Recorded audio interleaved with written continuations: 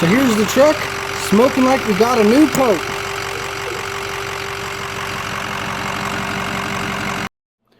Hey guys, I'm going to be showing you how to fix a leaky up pipe.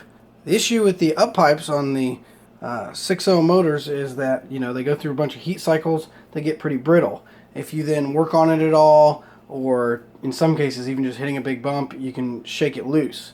In this case, after the pipe got pretty old and probably pretty brittle, the turbo was replaced and ended up with a small leak afterwards. Ever since, it's got worse and worse, and now it's not really building any boost at low RPMs.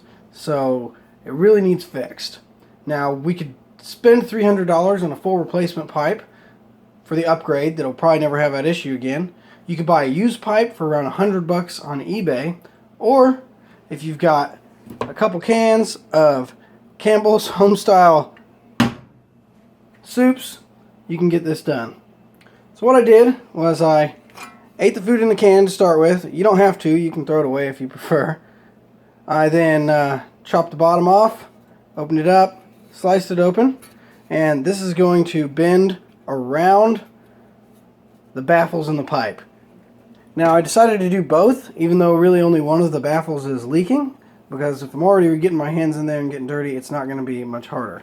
I'm just going to be using a couple simple clamps. I got these from Home Depot. They were about $1 a piece, and I'm going to hold these on there, and hopefully it will fix the issue temporarily. So if you've driven the truck at all before you're going to start work on this, you definitely want to cool it down. You could let it sit for like 6 hours, or I just put a fan on it. We're going to see how long this takes to cool it down here. Hopefully it'll be ready to work on in just a couple minutes. Okay, once it's reasonably cooled down, you should be able to pull up your wire retention bracket there and be able to see the pipes. You can see the baffle right back there. There's actually another one right down there. So this one on the left is the one that's actually leaking in this case. I'm going to try to put a can over both, just to help hold it in place. Hopefully I won't have any issues. Also, in case that bottom one is leaking and I just don't see it because it's not quite bad enough yet. So this is going to cause conditions like low boost, also going to cause it not to build boost quite as fast. All those things really going to hurt your gas mileage. So very important that if you have something leaking, you should try to take care of it in some way. You got to reach way down in here to get at it. And first step, of course, is you get the clamp on. You just snug it up with your fingers. And you want to slowly keep working the can because it's bending over itself, and you want to make sure it's going to stay snug, stay in place, because if it slips down the pipe, you got to get under the truck and try to push it back up. It's a big pain. Okay, so we got the baffle on the left hand side one here, or the new can. It is over the baffle. Got it all tightened down, looking real snug.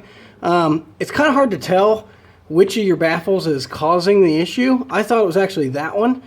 So we went ahead and tested the truck out, fired it up right after we got that on, and it turns out that it was actually this baffle that's leaking. And that's okay, because I was going to put the other one on anyway, but I was hoping that that other one would be the fix. And it was much easier to see now that it was this one that was leaking. So we're going to get the can on that and test it out again. So I got the can on the second baffle here, got it all tightened down, ready to go. We're about ready to test. And there you have it. It's all done, got the cans in place. It's not leaking anymore, no more exhaust fumes. Took it around the block, it's good and loose just fine. Everything is ready to go.